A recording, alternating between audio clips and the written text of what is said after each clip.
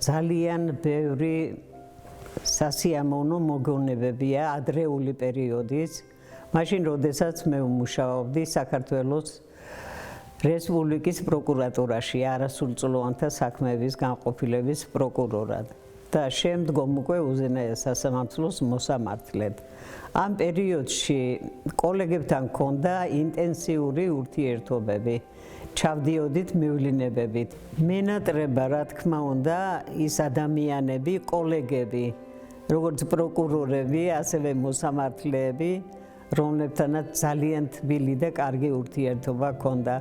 მათთან შეხვედრები, ის გასეირნება ზღვის სანაპიროზე, კეთილგანწყობა იყო, ისეთი საოცარი, წარმოუდგენლად კარგი და ლამაზი. სრულიად საქართველოს კათოლიკოს პატრიარქი, ჩვენი უსაყვარლესი, უწმინდესი ილია მეორე, გარკვეული წლების მანძილზე აფხაზეთში მოღვაწეობდა. თქვენ ვერ წარმოიდგენთ, რამდენჯერ უთქვია ჩვენთვის მოუყოლია იქაური ამბები და ძალიან დიდი სიყვარული აქვს ეხლაც და მონატრება ისეთი, ყველას გვაქვს მონატრება. აფხაზეთის მიმართ ჩემი დეიდაშვილი ცხოვრობდა ოჩამჩირეში, ჰქონდა ძალიან ლამაზი ოჯახი, მეუღლე, ორი ვაჟიშვილი და მათთან თითქმის ყოველ ზაფხულს შავდიოდით ჩვენც ოჯახით, მე, ჩემი სამი შვილით.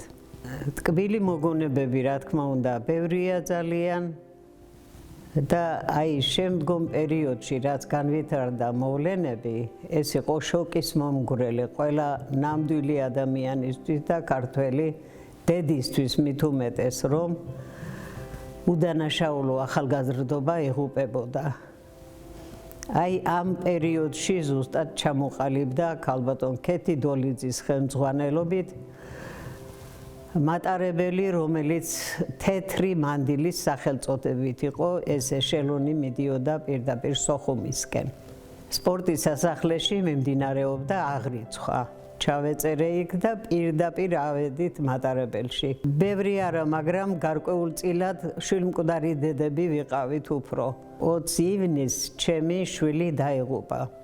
უბნელი ბიჭის შემთხვევით გასროლილი ტყვიით. შვილმკვდარმა დედამ ყველაზე კარგად იცის სიცოცხლის ფასი. სახლში დავტოვე ორი ბავშვი.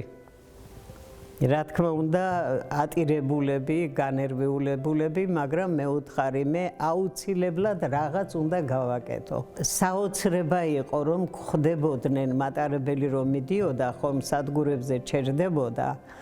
ადამიანები, რომლებიც სამუშაოდან ბრუნდებოდნენ, გვესალმებოდნენ და გლოცავდნენ, რომ ღმერთი იყოს თქვენი შემწე, იმიტომ რომ არაფრით არ ვიყავით დაზღვეული, რა მოხდებოდა. ჩვენ მივდიოდით ძალიან რთულ პერიოდში. მართლაც ასე ჩავედით გალში. გალში იყო საოცარი შეხვედრა. შემდგომ უკვე მეორე დღეს ჩვენ გავაგრძელეთ გზა ოჩამჩირისკენ. ოჩამჩირეში ჩავედით, რამდენიმე მე მგონი 9 საათი გავჩერდით და ისე უკან დავბრუნდით, იმიტომ რომ უკვე აღარ შეიძლებოდა მსვლელობა და რკინიგზა იყო აფეთქებული სოხუმისკენ მიმავალი. დედებთან შეხვედრა, ქალებთან შეხვედრა და ომის შეჩერება. აი ეს გვინდოდა, ეს ჩვენი როგორი იცით, აი გულიდან წამოსული მიზანი იყო. ძალიან გულდასაწყვეტი იყო, რომ ჩვენი მისია რაც ჰქონდა ჩაფიქრებული, ვერ შევასრულეთ. როცა ვფიქრობთ აფხაზეთზე და იმ მოვლენებზე, რომელიც განვითარდა, ძალიან გულსატკენია. გულსატკენია იმდენად, რამდენადაც მე პირადად ძალიან მიყვარდა აფხაზეთი და აფხაზები და მიყვარს დღესაც.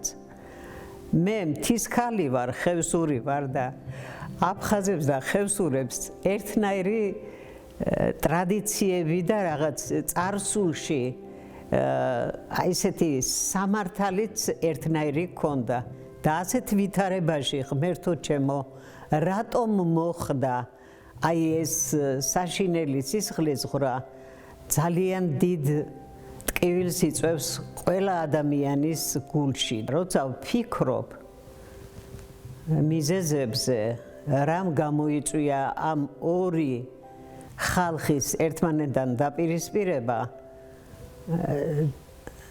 უამრავი ფაქტორი წარმომიდგება ხოლმე თვალწინ. დღეს მე ვიტყოდი, რომ ყველა უნდა დაფიქრდეს, რამდენად შენარჩუნებულია მათი ადათ-წესები, მათი აფხაზობა, მათი ენა, მათი იდენტობა და სამომავლოდ რას ფიქრობენ. მე მინდა ჩემი ასაკის ქალბატონებს მივმართო. უერთმანეთოდ ვერ ვიქნებით, ვერ ვიარსებებთ და მე მჯერა, რომ ჩვენ აუცილებლად ერთად ვიქნებით კვლავ, როგორც ადრე ვიყავით.